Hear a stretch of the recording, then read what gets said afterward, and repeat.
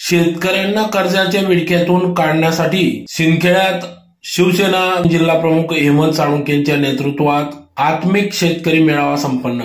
याबाबत अधिक वृत्त असे की सिंदखेडा तालुक्यातील कायमस्वरूपी दुष्काळी तालुका असून या दुष्काळी तालुक्यातील शेतकऱ्यांना कर्जाच्या विळख्यातून काढण्यासाठी शिवसेनेचे जिल्हा प्रमुख हेमंत साळुंखे यांनी गेल्या अनेक महिन्यांपासून मिशन ऑर्गॅनिकचे राहुल टोपले यांच्याशी संपर्क साधून शेतकऱ्यांना वेगळी दिशा देण्यासाठी शेतकऱ्यांना शेतीविषयक सखोल असे मार्गदर्शन मिळण्यासाठी व शेतकरी यांना कर्जाच्या विळख्यातून काढण्यासाठी सदर या मेळाव्याचे आयोजन करण्यात आले। तर या कमी पाणी व रासायनिक शेती, मजुरांची कमतरता यामुळे शेतीचे प्रचंड नुकसान झाले असून शेतकरी रासायनिक खते व कीटकनाशके, तणनाशके यांचा प्रचंड वापर शेतीमध्ये करीत आहेत। त्यामुळे शेतीची सुपीकता दिवसेंदिवस कमी होत चालली असून उत्पादन खर्च जास्त व उत्पन्न कमी यामुळे शेतकरी मरण्याच्या उंबरठ्यावर पोहोचले आहेत। कर्जाचा बोजा याला शेतकरी हा कंटाळला आहे।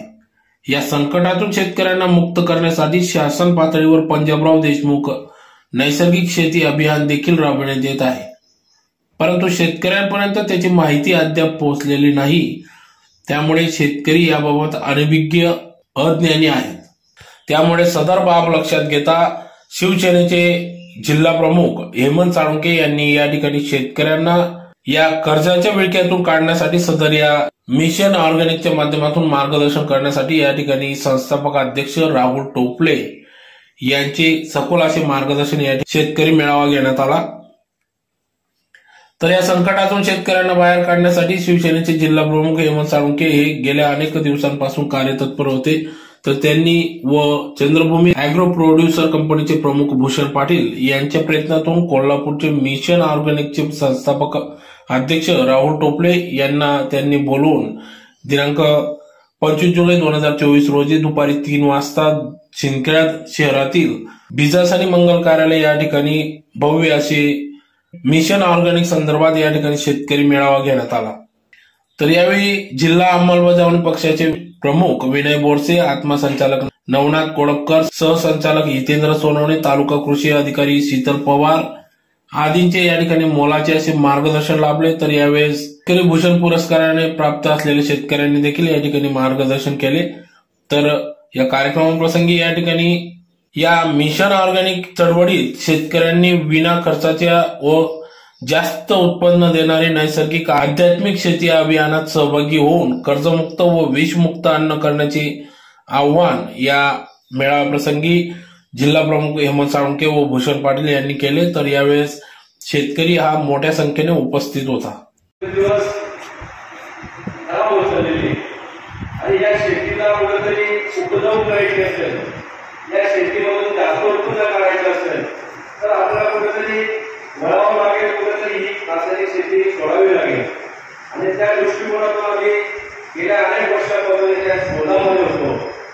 मध्यंतरीच्या काळामध्ये एका माझ्या खासगी कामानिमित्त मी कोल्हापूरला गेलो होतो आणि कोल्हापूरला गेल्यानंतर माझ्या अनेक शेतकऱ्यांनी मला सांगितलं की ते मिशन ऑर्गॅनिकच्या नावाने फार मोठं काम या परिसरामध्ये आपल्या महाराष्ट्रामध्ये उभं राहिलेलं आहे आणि त्याचे संस्थापक हे राहुल टोपले साहेब आहेत।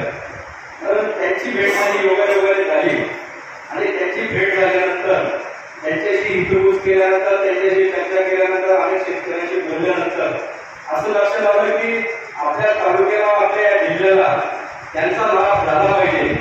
या दृष्टिकोनातून मी त्याच्या सतत पाठपुरावा केला आणि आज आपल्या तालुक्यामध्ये त्यांचं आगमन झालेलं आहे। मी सर्वप्रथम त्यांचे आभार व्यक्त करेन की आपण आमच्या या तालुक्यामध्ये आलात आणि आमच्या तालुक्यामध्ये येऊन आमच्या शेतकऱ्यांना मार्गदर्शन करणार आहे। आणि या मार्गदर्शनातून मला खात्री आहे की 100% नाही तर 75% शेतकरी निश्चितच इथून गोड घेऊन जातील आणि त्याचा वापर आपल्या शेतीमध्ये कमी याची मला पूर्ण खात्री आहे। नैसर्गिक शेती, आध्यात्मिक शेती आणि पारंपरिक शेती हा फार महत्वाचा आणि मोलाचा विषय। शासनाने देखील आता पंजाबराव देशमुख नैसर्गिक कृषी अभियान सुरू केलेलं आहे। त्याच्या संदर्भात देखील आपल्याला आदरणीय बोरसे साहेब आणि हितेंद्र सोनवणे साहेब मार्गदर्शन करणार आहे। त्याच्यावर अनेक शासनाने अनेक योजना जाहीर केलेल्या आहेत, अनेक अनुदान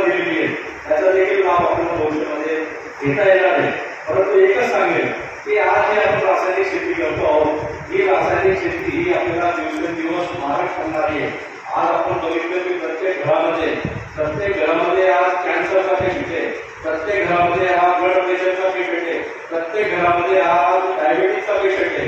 याला कारण म्हणजे आपण जी रासायनिक शेती करतो आहोत, या रासायनिक शेतीचे सगळे दुष्परिणाम आहेत.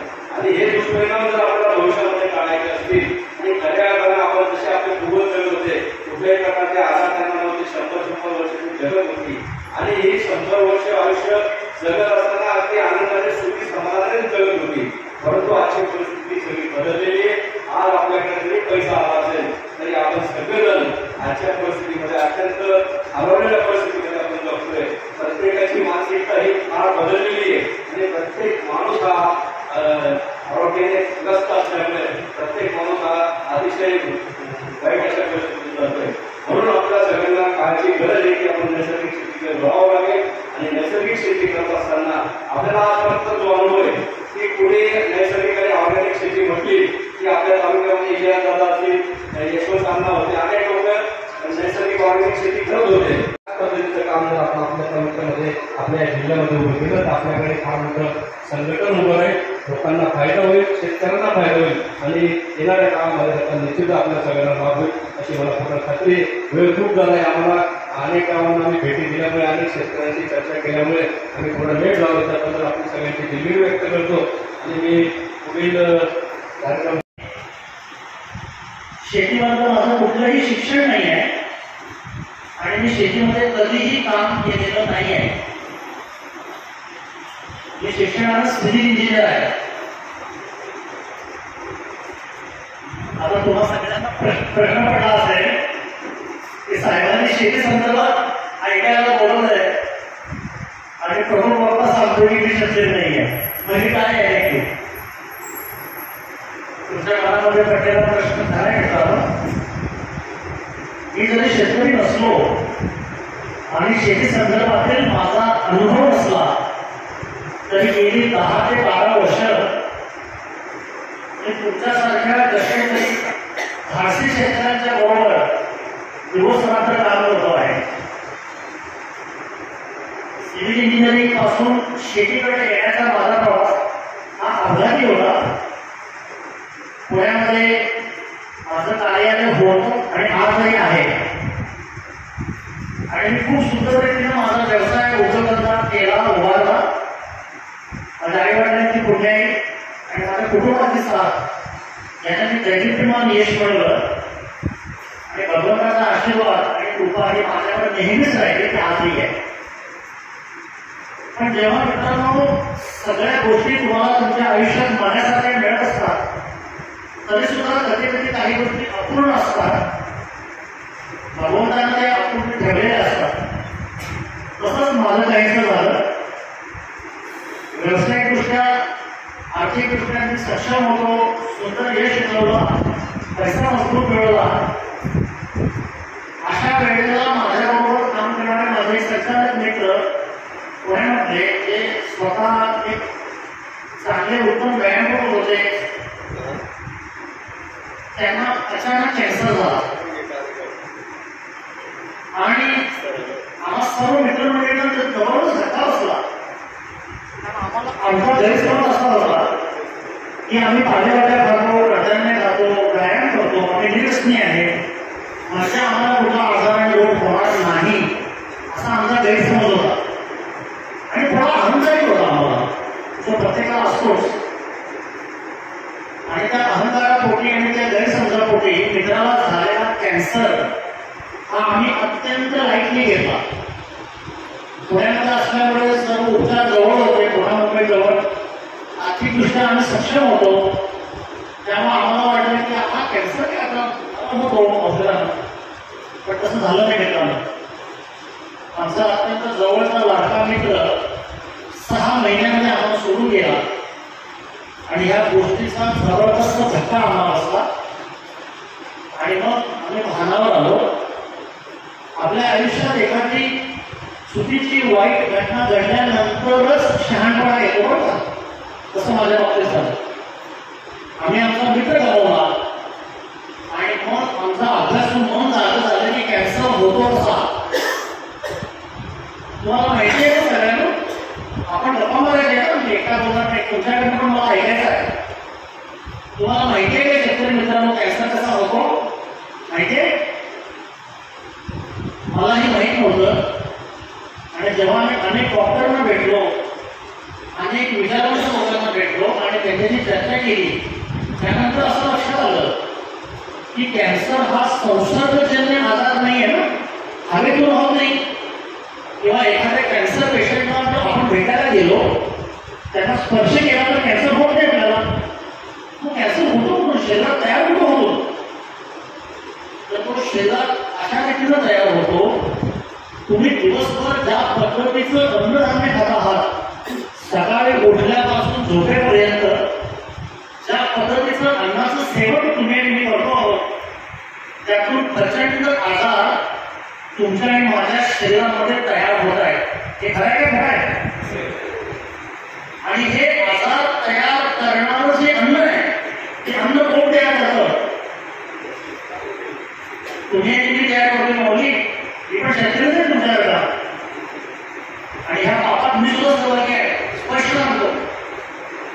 आणि हे विषाचं अन्न त्याच्यावर भरपूर उत्पन्न यावं म्हणून तुम्ही त्याच्यावर जबरदस्त रसायनाचा मारा करतोय.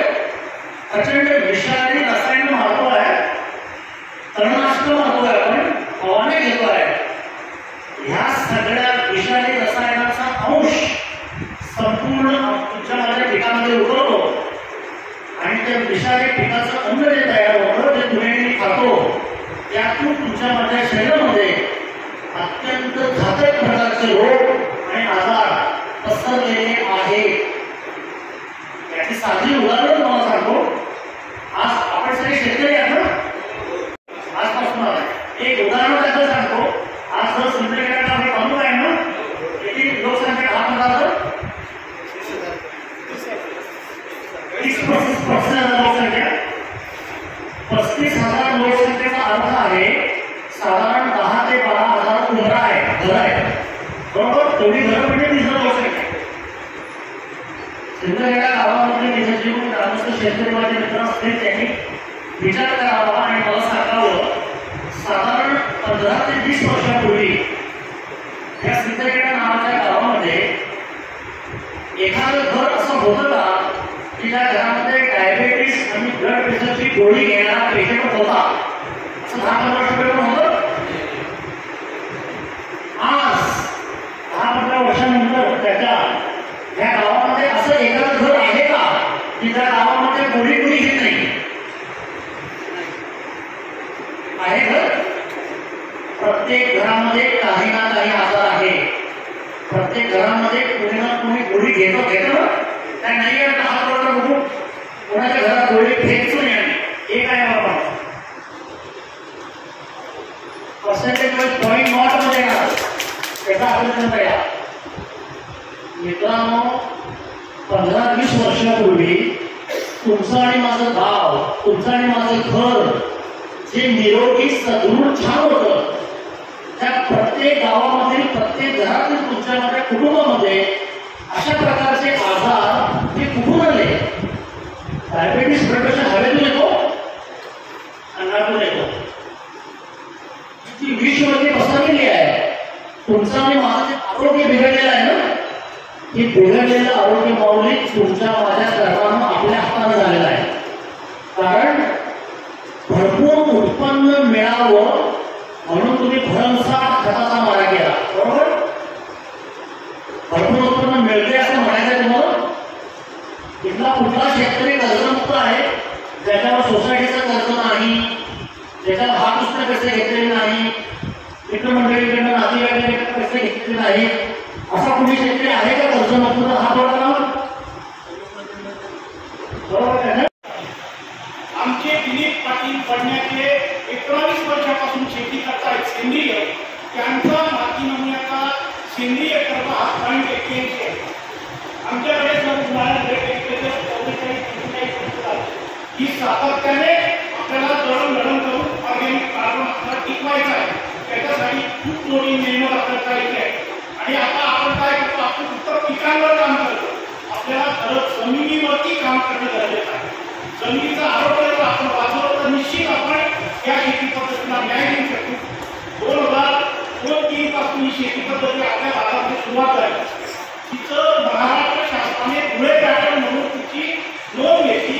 त्याच्यावरती मार्गदर्शक सूचना मिळाल्या, शासन निर्णय मिळाला. परंतु नंतर जो बीटी पॅटर्न आला त्याने मोठ्या प्रमाणात शेतकऱ्यांना याच्यातून मागे केले आणि सेंद्रिय शेती पद्धतीमध्ये बीटी पॅटर्न मान्य नाही, जेनेटिकली मॉडिफाईड बियाणे याच्यामध्ये मान्य नाही. म्हणून सरांनी तुम्हाला बाई पोखरेचा जो उल्लेख केला की आपल्याला देशी बियाणे आहे, जे आपलं वाढ पूर्वापासून चालू झालेले काही बियाणे आहे, तसे बियाण्याच्या बँक आपल्याला तयार कराव्या लागतात. आणि याच्यासाठी हेक्टरचा शेतकरी केला तर त्याच्याकडे फक्त 10 किलोवर एक अस्तित्व बनवले नसतात. तुम्ही जर गटाने केले, चांगल्या पद्धतीने पुढे केले तर खरोखर सोलापूर, पंढरपूरमध्ये आम्ही आता केलो होतो वाराणसीला, सर 500 बियाणे भाजीपाल्याचे देशी प्रकारचे बियाणे तुम्ही मोठ्या प्रमाणात किट्स काढलेले आहे. आपण आपल्याकडे नॉन-बीटी पॅटर्न सुद्धा त्याच्या माध्यमातून आपण पुढे जाण्याचा प्रयत्न केला. त्याच्यासाठी आपलं बियाणं शेतकरी त्याच अनुषंगाने शासनामार्फत डॉक्टर